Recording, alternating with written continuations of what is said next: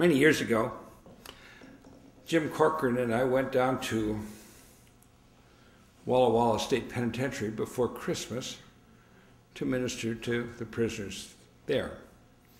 And we went from maximum security, minimum security, protective custody, and back in the evening, we were back in maximum security. And I thought I'd teach on this subject, figuring there might be some bitter people there. And during the talk, one fellow raised his hand, and he'd been in the audience in the morning when I was there before, where we were talking about evangelism, and he was wanting to know how to win people to Jesus. But now he asked the question, he said, how do you get rid of bitterness toward a man who beat up your 3-year-old little boy unmercifully? So I told him how to get rid of the bitterness.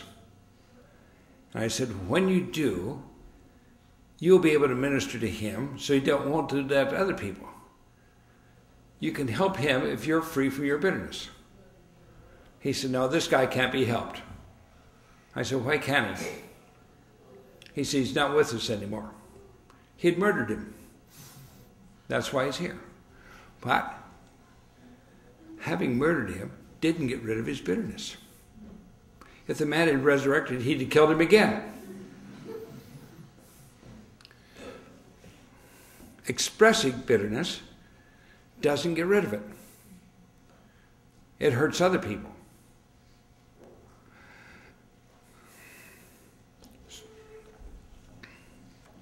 Another fellow, at the same time, he had murdered somebody because somebody had lied about him on a felony, and he'd say, he lied about me, I killed him. But he was still bitter. Expressing bitterness doesn't get rid of it. It reinforces it.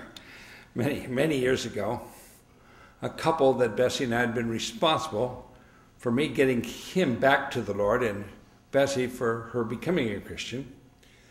And he went on, they seemed to go on with the Lord for a long time, and he got out of the Navy, went to seminary, came back, was ordained, and pastored a church. And he began this new pastorate in the fall and fell in love with the secretary of the church in the winter and committed adultery and confessed it in February, I think, and was defrocked in March and divorced after that. I heard about it, and since years before we had been responsible for them, I thought, I got to get to them. They were in St. Louis. And finally I found I think Eastern Airlines, you could go every place in the country for $700. So I picked out every place in the country, including St. Louis, and went to all these places to minister. But I looked up I saw him and I saw her. And I said to her, what have you been doing the last 6 months? Because it had been 6 months. She said, I've been going to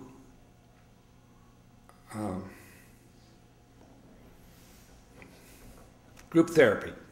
You know what group therapy is? It's where all the fouled up people tell their fouled up stories to each other. That's a little prejudiced statement, but anyhow. She had been going to group therapy. I said, what's happening in group therapy? She said, I'm getting rid of all my anger. I'm getting rid of all my bitterness. Oh, I said, is it gone? Or are you always getting rid of it? I said, I want it gone tonight before you get up in the morning. It better be gone. None of this getting rid of it gradually. Well, she did. She was free of it the next day. I found out she was still going to group therapy. I said, what's happening? She said, well, I don't have anything to say anymore. And I said, well, what's happening? Well, everybody thinks I'm suppressing it. No, it's gone. Not suppressed. Not expressed. Gone. Get rid of it. 10 years later, after this little incident of the storm windows, we were living in Annapolis, Maryland, about ready to move to Michigan. And having lived in a place for 10 years, you have any idea how much stuff you can collect in 10 years? It breeds. And I was driving around thinking about the different things we had to make a decision on, whether you get rid of it or what we do with it. And so I thought of, I think, 5 things that we talk to Bessie about, and we make a decision and do it. So I thought of this one. So we'll talk about it, make a decision, talk about this, make a decision, talk about this, make a decision, talk about this, make a decision, talk about this. And I said, boy, if I even mention this one, she's going to go through the overhead. Got home, this, made a decision, this, made a decision, this, made a decision, this, mentioned this. Why can't a woman think like a man? And I was bitter for 24 hours. And I couldn't come up with any solution. It was just like this, eating at me, eating. So I finally made the decision. I was driving up to the house and coming in the driveway. I'm going to go in the house and straighten her out. And God in his goodness said, well, why are you going to straighten her out? I said, she reacts. Oh, he said, who's reacting? Well, I knew I was reacting to her reaction, and I confessed my 24 hours of bitterness. And went in and never brought up the subject. The first time she ever even knew about it was 10 years later. I was speaking at Spring Canyon Lodge in Colorado, and she was in the audience. It was the first time she heard of it. Now, there's something else characteristic about that.